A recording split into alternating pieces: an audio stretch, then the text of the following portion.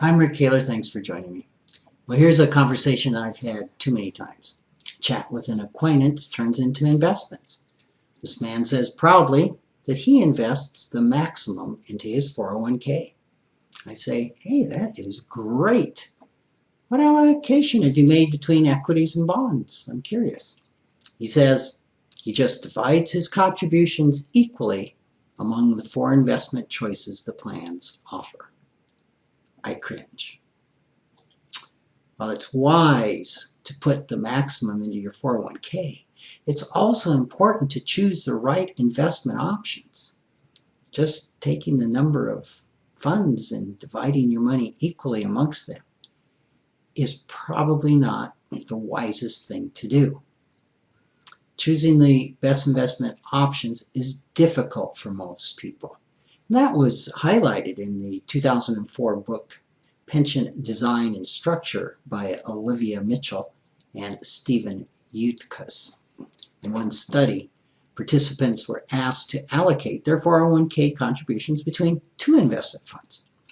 The first group was given a choice of a bond fund and a stock fund. A second group was given the choice of a bond fund and a balanced fund. Now, a balanced fund is 50% in stocks, 50% in bonds. And a third group was given the choice of a stock fund and a balanced fund. In all 3 cases, a common strategy was for participants to split their contributions equally between the 2 funds offered. Yet because of the difference in the funds, the asset allocations of each group differed radically. The average allocation of the first group was 50% to stocks. For the second group, 35% to stocks. And for the third group, 73% to stocks. In another experiment, participants were asked to select investments from 3 different menus, offering options with varying degrees of risk. Most made their choices simply by avoiding both the high risk and the low risk extremes. They didn't select a portfolio from the available options based on the appropriateness of the risk each presented. Investing in retirement funds in such a haphazard manner is almost always the same as playing the roulette wheel. A portfolio with 35% in stocks is going to perform very differently than the one with 73%, especially in the case of a younger employee. Whether you hold the portfolio with the 35% stock allocation or the 73% stock allocation may mean a significant difference in your retirement lifestyle.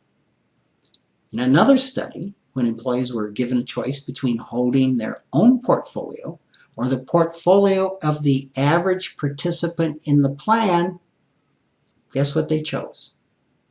80% said, I'll choose the average portfolio. That's like going into a clothing store and telling the sales clerk, just give me a suit in whatever size you sell the most. Makes no sense. These studies suggest ways employees can help, or the employers can help their employees make better investment decisions. Now, one strategy is to reduce the number of investment choices to a small number of funds that offer portfolios with an asset allocation based on various target retirement dates. Another would be to offer employees a variety of investment choices along with guidance and education so they can make intelligent choices.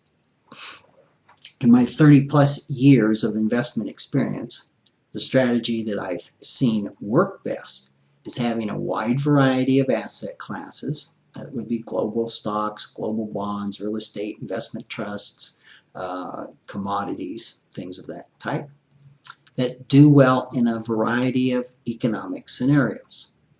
A study reported on by Peng Shen in Financial Planning in 2010 found that from 1970 to 2009, a portfolio with a minimum of 10% to a maximum of 30% in each of 6 such asset classes outperform portfolios that didn't have commodity exposure.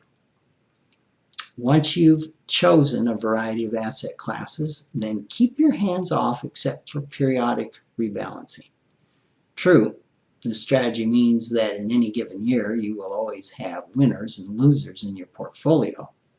Yet, with a broad range of assets, the losers and winners tend to balance out. Over the long run, the odds are good that you're going to do just fine. Thanks for listening.